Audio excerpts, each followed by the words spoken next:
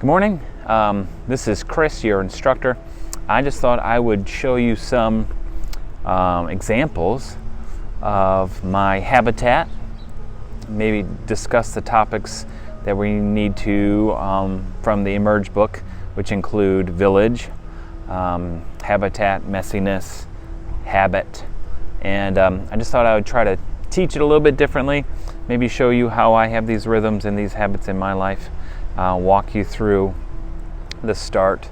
Well, it's not the start of my day, it's still the morning, but what I do and what my space looks like, and yeah, just kind of give you some examples. Again, maybe a case study on how to engage with these habits.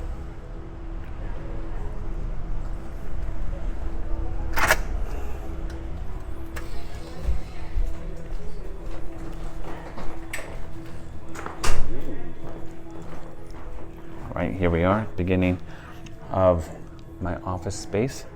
I work in an office, and I have other spaces in my job, but this is kind of fun. There's lots of artwork laying around. You probably will hear from my coworker later in this interview, the pastor for arts and worship at my church. His name is Chris. So that's his office right there. It's a little board. Here's my office. All right, so I've tried to make it as personal as possible. So I have this little joy box here. You're supposed to take a treasure, leave a treasure. These are weird things I've found, and most of the time people just take the candies. But all right, it's a joy box. This is my office. That's my name. So what I will point out first is I hate fluorescent lights, so I keep the lights off. And maybe you find that your space, you need to be attentive to the quality of light. So here's a quick sort of pan of my office. There's artwork, my collection of pottery, lots of weird art that I've acquired, things I've made, books I'm trying to read, books I have yet to read. There's a funny llama mask there that kind of is looking out the window. And here's some spaces, other things, boards, objects, art, cards, affirmations and statements and gifts of art. My kids made a lot of the art down here. Here's my little workspace, my computer, my collections of weird coffee mugs. There's a colleague I just walked by. And this is where I do a lot of work. I have a little chair in here for visitors. And yeah, this is my space. This is my habitat. Yeah. I put all these shelves up because I like to display stuff. It looks fun. I want my space to be fun, even though it's small. Books I'm reading, calendars. That's you guys right there on Tuesday, Thursdays afternoon. Yeah. All right. More things that I find interesting. Oh, this is something important.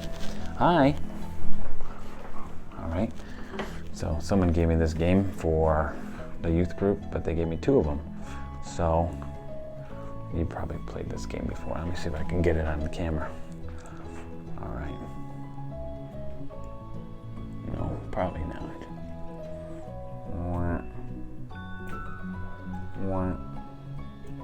Oh, I use this device to, when I want to change topics or activities, I play the game until I make it. So I can just have a few moments of transition, fun. Not working. We got it. All right.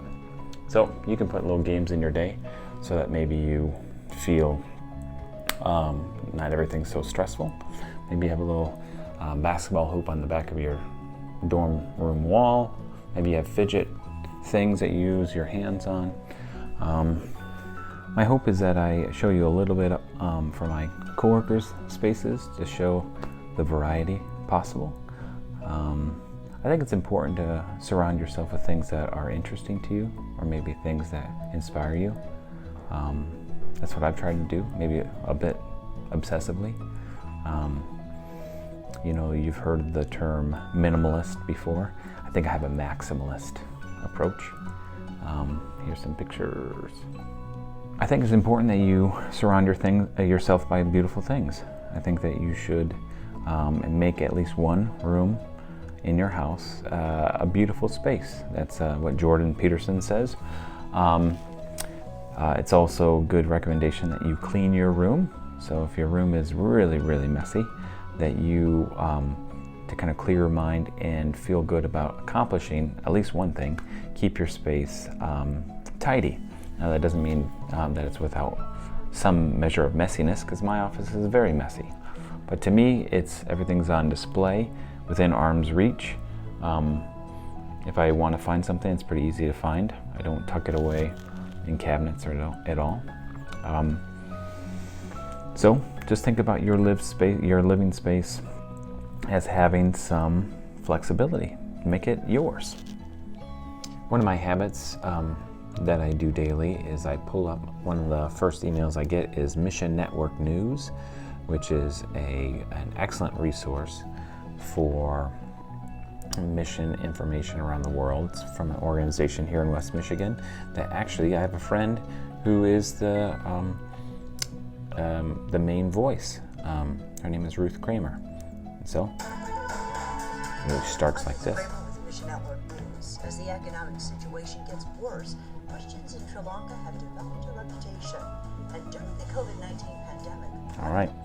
So maybe what you need is a daily prompt, a daily practice. Maybe it is to read a prayer. Maybe it is to read a devotional. Maybe it is to click on a website that walks you through a daily affirmation moment or something like that. So just think about building your daily rhythm with consistency. There's a sense of security in having a daily habit of doing similar things. Sometimes we feel so erratic because we don't do the same thing every day, and we just haven't been taught that that's okay to do the same thing every day, or maybe that's not our personality. We're like, oh, we're just much more free-spirited. We do what we think and feel in the moment, but we usually waste time. We usually start scrolling things on our cell phone, and we usually lose time and regret that we weren't as disciplined as we needed to be. So take seriously the first few things that you do in your day.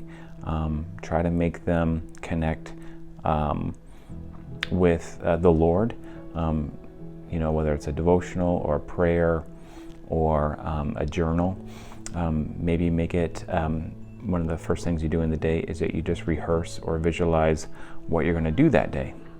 Maybe it's like, oh, today I go to such and such class and I'm going to be there 5 minutes early. Just try to think ahead of what you have to do. And also, I think connecting with somebody else. So maybe sending a text or a note, or talking to your roommate, or sitting by somebody at breakfast and trying to have a conversation. Just baby steps. But if you can kind of do a similar thing every day, like an athlete does when they have lots of practices to attend and certain expectations on their schedule, they tend to have a better flow. And maybe you just need to build your flow.